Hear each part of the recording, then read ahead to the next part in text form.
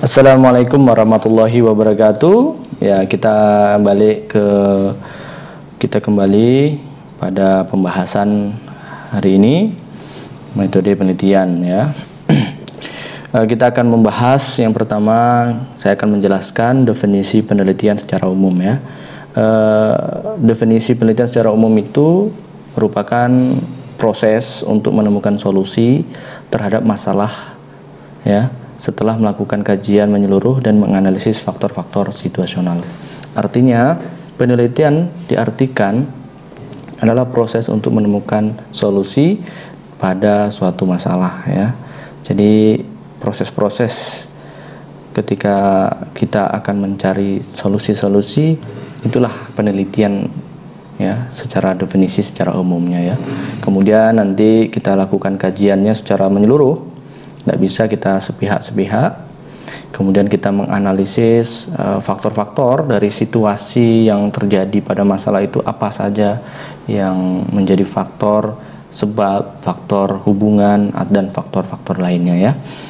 Nah, sedangkan penelitian definisi menurut bisnis ya, diartikan sebagai aktivitas penyelidikan, investigasi, pengujian, serta eksperimen yang harus dijalankan secara objektif dan terstruktur. Di sini ada kalimat yang saya rasa perlu Anda pahami, yaitu objektif dan terstruktur ya. Nah, dalam melakukan penelitian bisnis itu diperlukan tujuan yang jelas ya. Yang pertama itu terstruktur, kemudian sistematis, berdasarkan data, kritis, objektif, serta secara ilmiah menyelidiki dan menginvestigasi sebagai informasi yang didapat. Nah, dalam penelitian bisnis tentu kita menemukan berbagai masalah dalam bisnis itu ya. Nah, ketika suatu masalah itu terjadi, maka kita harus melakukan kegiatan penyelidikan ya kan, menginvestigasi apa sih yang menjadi sebab kenapa masalah itu timbul ya kan. Nah, barulah kita cari solusi-solusinya. Namun untuk menyelesaikannya ya kita harus mengikuti pondasinya. Jangan sampai kita main sepotong-sepotong saja. Makanya kita harus melaksanakan secara terstruktur, sistematis, dan juga berdasarkan data di lapangan. Oke. Nah, kemudian di dalam penelitian itu ada dua jenis ya. Yang pertama penelitian terapan, yang kedua penelitian dasar atau fundamental ya. Ini yang umumnya terjadi di lapangan. Nah, Anda nanti harus memahami ya antara penelitian terapan dan penelitian dasar. Nah, penelitian terapan itu seperti apa sih ya? Penelitian terapan ini tujuannya adalah untuk menghasilkan pokok pengetahuan dengan berusaha memahami sepenuhnya bagaimana masalah tertentu itu terjadi dalam sebuah organisasi itu dapat diselesaikan. Itu terapan. Artinya apa masalah yang di lapangan, maka akan kita teliti apa solusinya yang tepat untuk di lapangan atau masalah di lapangan tersebut. Nah, itulah penelitian-penelitian terapan. Contohnya kinerja pegawai yang menurun ya. Kita mencari atau kita meneliti apa sih sebab kinerja pegawai kita menurun. Nah, itu adalah contoh dari penelitian terapan. Sedangkan penelitian fundamental atau penelitian dasar itu basicnya adalah tentang penelitian yang berbasis teoritisnya ya, fundamentalnya ya. Sebagai contoh di mana pengetahuan itu dihasilkan untuk memahami sebuah fenomena ketertarikan bagi peneliti. Jadi kebanyakan ya penelitian-penelitian fundamental ini dilaksanakan ya di tingkat-tingkat universitas ya. Nah, Anda nantinya akan melakukan penelitian atau yang disebut tugas akhir skripsi. Nah, skripsi Anda itu termasuk dalam penelitian dasar atau secara fundamentalnya ya. Nah, seperti itu sebagai contoh dari penelitian dasar atau fundamental ya. Nah, itu salah satu contoh dari penelitian fundamental. Kemudian kita lanjut lagi. Nah, di dalam dunia bisnis tentu ada seorang yang bertanggung jawab memutuskan suatu keputusan, yaitu seorang manajer. Nah, di sini kita harus tahu apa sih hubungan antara manajer dan penelitian ya. Hubungan antara manajer dan penelitian itu sangat erat. Yang pertama, untuk memahami ya, seseorang yang diberikan wewenang sebagai manajer harus memahami apa masalah di lapangan, ya kan begitu ya. Nah, makanya diperlukan penelitian. Kemudian seorang manajer harus juga memperkirakan. Nah, untuk memperkirakan diperlukan sebuah penelitian dari masalah yang dihadapi. Setelah itu untuk mengendalikan. Nah, untuk mengendalikan suatu masalah agar terkendali, maka diperlukan juga suatu penelitian ya. Nah, salah satu contohnya adalah penurunan pegawai. Nah, ada apa sih sebenarnya dan bagaimana cara kita mengendalikan supaya tidak terjadi penurunan yang gratis pada kinerja pegawai kita? Maka diperlukanlah suatu penelitian ya. Nah, ini perlu kita pahami. Nah, alasan lain mengapa manajer itu perlu mengetahui tentang metode penelitian adalah bahwasannya seorang manajer menjadi semakin ya dapat membedakan ketika menyaring sebaran informasi dalam suatu masalah atau dalam suatu informasi-informasi yang berbentuk jurnal ya. Nah, itu jadi untuk bisa membedakan dan menyaring informasi yang ada. Jadi kalau kita tidak meneliti sebagai seorang manajer, maka akan menjadi masalah di kemudian hari. Apa masalahnya? Kita tidak bisa mengambil keputusan yang objektif. Oke? Selanjutnya, apa sih tujuan dari penelitian bagi manajer ini? Yang pertama adalah mengidentifikasi dan secara efektif memecahkan masalah kecil dalam lingkungan kerja. Jelas ya. Kemudian tahu bagaimana membedakan yang baik dari penelitian yang buruk.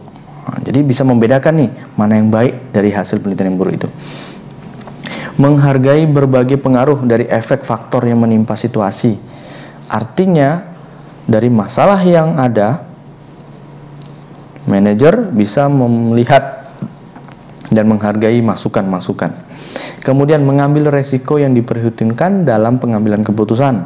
Kita tahu apa resiko terburuk, resiko yang terbaik menurut masalah yang ada di situ. Kemudian mencegah kemungkinan kepentingan pribadi dari menjalankan pengaruh mereka dalam situasi ya.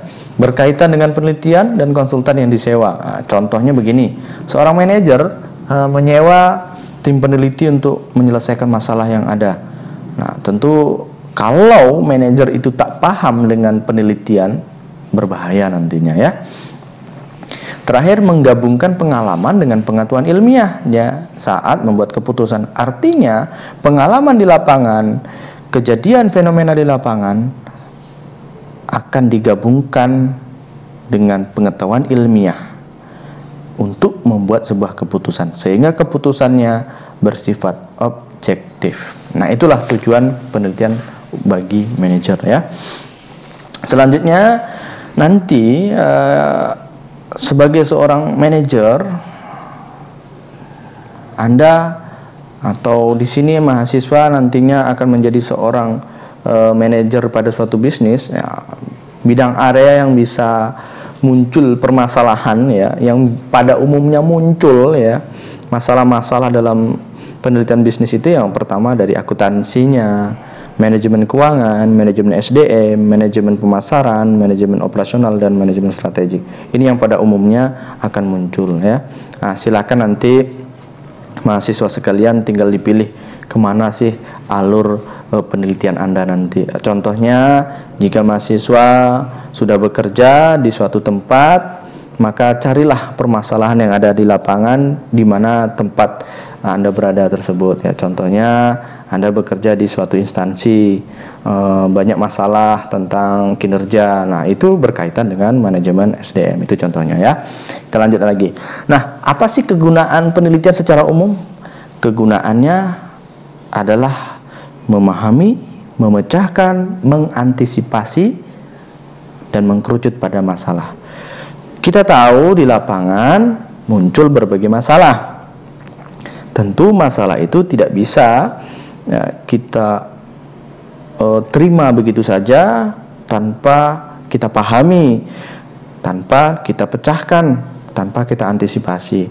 Nah, tanpa penelitian masalah itu ya tidak bisa kita pecah-pecah menjadi 3 ini tadi, memahami, memecahkan, dan mengantisipasi. Maka diperlukannya sebuah penelitian. Ya, yang penelitian tadi maksudnya adalah proses mencari solusi dari suatu masalah, ya. Nah, ini tujuan secara umumnya. Jadi ketika nanti Anda membuat skripsi, sebenarnya yang paling utama adalah Anda sebenarnya sedang menyelesaikan, memahami, memecahkan, mengantisipasi suatu masalah yang ada di lapangan, ya. Oke, ini lanjut lagi. Nah, contohnya begini. Ini saya contohkan ada berbagai fenomena sehari-hari. Ini bisa menjadi sumber masalah. Kenapa? Contoh ini, ya. Kenapa orang Indonesia ini sukanya kadang-kadang antrinya kacau balau, ya.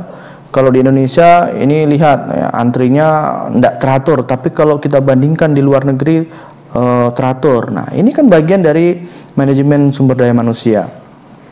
Atau dari gambar yang saya tampilkan ini bisa kita ambil nanti fenomenanya. Kenapa? Sekarang ATM itu akan tergantikan dengan teknologi keuangan atau fintech, financial teknologi, ya. Nah, ini fenomena di lapangan, ya. Jadi ini masalah juga nih kan itu. Gimana sih solusinya supaya ini rapi? Ya, maka diperlukan suatu penelitian, ya. Nggak bisa kita main, oh ini dipasang pagar atau nggak bisa. Karena kita harus tahu juga tipe-tipe budaya orang Indonesia itu seperti apa, ya. Nah, kita lanjut lagi. Ini fenomena sehari-hari, ya. Kita nggak asing lagi dengan pecahan 2.000, 10.000, dan 1.000 ini. Nah, di lapangan kita jumpai kan ada fenomena ketika kita membeli produk dengan nominal tertentu, kita diberikan kembalian itu pakai permen. Nah, itu kan fenomena masalah. Nah, kita selidiki ada apa sih sebenarnya. Nah, kita tidak bisa menjudge sesuatu itu, wah ini karena mungkin orangnya bodoh atau bagaimana. Tidak bisa, kita teliti dulu, ya. Oke, kemudian ini fenomena sehari-hari yang kita tumbuhkan lagi ada. Kenapa saat ini orang banyak berjualan dan beriklan di Facebook? Orang-orang banyak menggunakan, atau anak-anak remaja saat ini banyak menggunakan TikTok, Twitter. Nah, ini semua adalah fenomena sehari-hari yang kita jumpai di sekitar kita. Tentu kita sebagai peneliti ada suatu pertanyaan, kenapa kan itu? Nah, untuk menjawab itu diperlukan penelitian. Kalau kita seorang manajer, ya contoh Anda dicontohkan sebagai manajer Facebook, TikTok, atau Twitter, atau manajer suatu perusahaan. Nah, mungkin Anda memutuskan, kenapa keputusannya? Oke, sekarang kita iklannya pakai TikTok. Kenapa TikTok? Nah, ternyata Anda sudah menginvestigasi atau melakukan penelitian, TikTok penggunanya saat ini sedang naik daun. Nah, harapannya dengan kita beriklan di TikTok, orang banyak beli di sana dan berminat. Nah, itu salah satu keputusan seorang manajer, ya. Oke. Nah, tetapi jangan salah juga, penelitian itu harus mengikuti kriteria penelitian ilmiah.